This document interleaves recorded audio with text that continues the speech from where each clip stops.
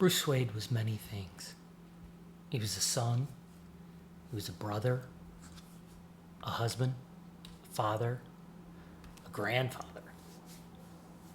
He was a soldier, an attorney, business executive that helped grow really successful businesses, New York Seltzer and Emergency. He was many things to many people. But to me, he was my friend. I loved Bruce. I respected and admired him. He was a man of core principles. I mean, he was a man of conviction, of principles, and integrity. I didn't always agree with Bruce on a lot of political issues. We had many heated discussions about a variety of topics. He would attack the issues we were discussing with a lion's ferocity. He would jump on those things. But not me. Never me. It was always about issues. It was not about personal. It was about his commitment to his beliefs and what his principles were. He lived every single day by what he believed in. I respected him for that. Bruce was a man of great integrity. He was always the same with everyone. I never knew Bruce to wear masks, treat someone differently than someone else. He was one guy with everyone. He was the shining example of what it means to have integrity. For me, Bruce was always supportive. He believed in me as well as others, not just me, but he was a great supporter. When I had left a company that I had put my heart and soul in for 5 years, Bruce was one of the first people to call me. He was there. He said to me, if you need anything, just ask. He was opening up his home to me, and he meant it. And I knew I could rely on him for what he said. Bruce loved his children, Courtney, Ben, Austin, and Mark. He always was so proud of them and amazed at the work and the things that they did. Just on a whole other level.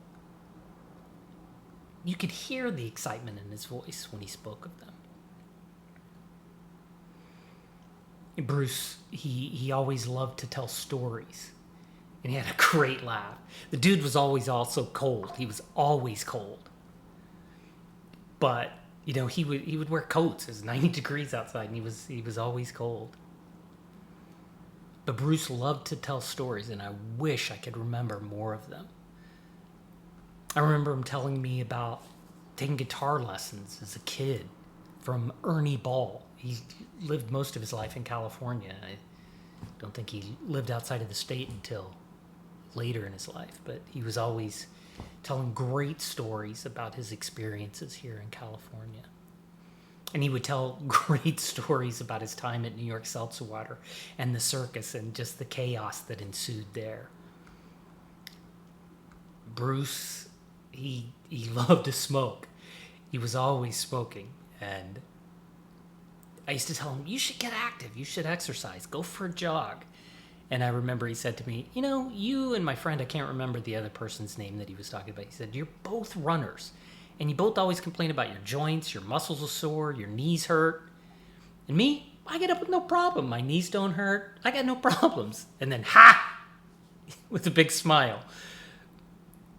He just had a great laugh. The laugh of his was just amazing. It was always, when something funny would happen, it was always Bruce.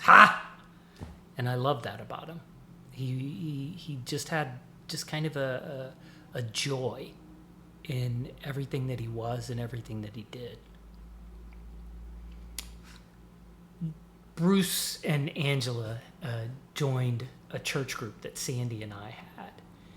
And shortly after, he was calling me as pastor.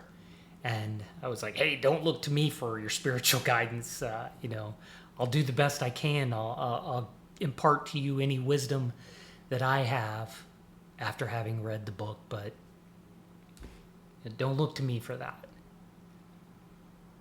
But shortly after that, he honored me. He asked me to officiate at Angela and his wedding, and it was truly one of the greatest honors of my life. To be so intimately involved in the most sacred commitment between two people who love each other. It humbles me that he asked me and he thought of me in such a way to be involved in that.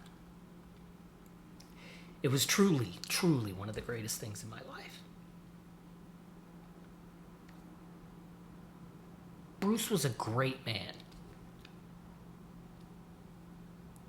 He believed in others. He was always there for others. He was a brilliant guy.